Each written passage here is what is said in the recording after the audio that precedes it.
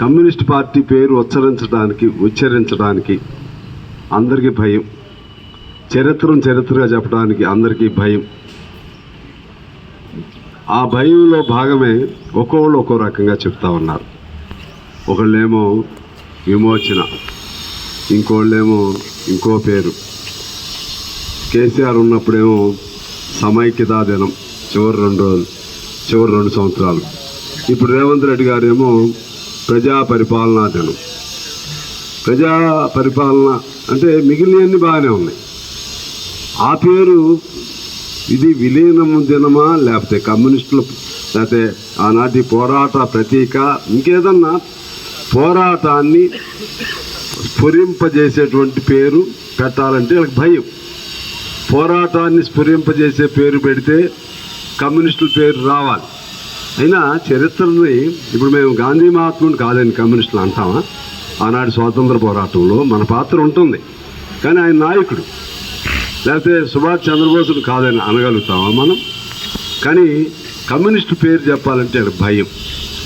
కొంతమంది ఏమంటారు, వచ్చి వాళ్ళకి భయం ఏంటి, ఇది విలీన దినోత్సవం అని చట్టంలోనే రాసి ఉంది. యాక్సెషన్ అంటే విలీనం. ఈ తెలంగాణని కేంద్రం భారత్లో విలీనం చేసేది, అది అధికారికంగా చట్టంలో ఉన్న పేర్లు కూడా ఉచ్చరించడానికి భయపడితే ఎలా? నేను రేవంత్ రెడ్డి గారి ప్రభుత్వాన్ని కూడా కోరుతున్నాను, మిగిలిన బాగానే చేసావు ఇందులో. దీని వరకు నేను ఆర్టికల్ కూడా మొన్న ఒకటి రాశాను. నా భావాలు ఇంకొక ఆయన రాశాడు, ఆ ఇద్దరు భావాలు ఒకటే. ఎందుకు భయపడుతున్నారు మీరు అని అన్నాను నేను.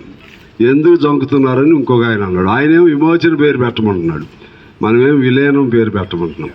విజాత ఇద్దరు సేమ్ డే వచ్చింది అంటే. అందువలన విమోచన అంటే ఏంటి, వాళ్ళ సెన్స్ ఏంటంటే ముస్లిం రాజుల పైన హిందువులు పోరాటం చేసి ముస్లిం రాజుల నుంచి దీన్ని విమోచన చేశారు.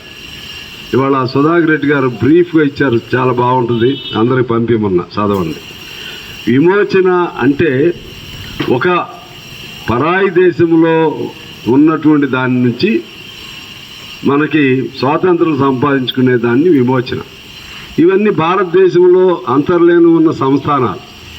భారతదేశంలో అంతర్లీనం ఉన్న సంస్థానాలు ఏదైనా సరే భారతదేశంలో కలిసినప్పుడు విలీనమనే పేరు పెట్టారు, చట్టమే పెట్టింది.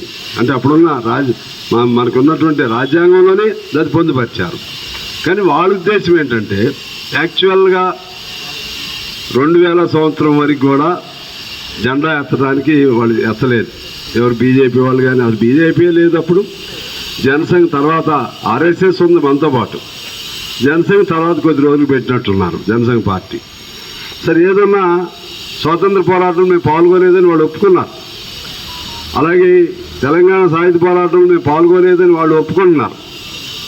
కానీ ఏమంటారంటే పాల్గొపోయినా చరిత్రని స్మరించుకోవద్దా? మన పెద్దలు సాధించిన చరిత్ర మనమేమన్నాం, చరిత్రను స్మరించండి, చరిత్రగా అంగీకరించండి అంటున్నాం మనం. వాళ్ళు దానికి అంగీకరించట్లేదు. లేదు ఇప్పుడు ఆర్ఎస్ఎస్ బీజేపీ. వాస్తవంగా వాళ్ళు 3 రంగుల జెండాల్లో 3 అనే పదం ఉందే. 3 అంటే అది అశుభం. అటువంటి సెంటిమెంటల్గా ఉండేటువంటి వాళ్ళు, జెండా ఎత్తడానికి ధైర్యం చేయనటువంటి వాళ్ళు ఇవాళ మొత్తాన్ని వక్రీకరణ చేస్తుంటే ఇప్పుడున్న పాలకులు ధైర్యంగా చేస్తే తప్పేంటని నేను అడుగుతున్నా.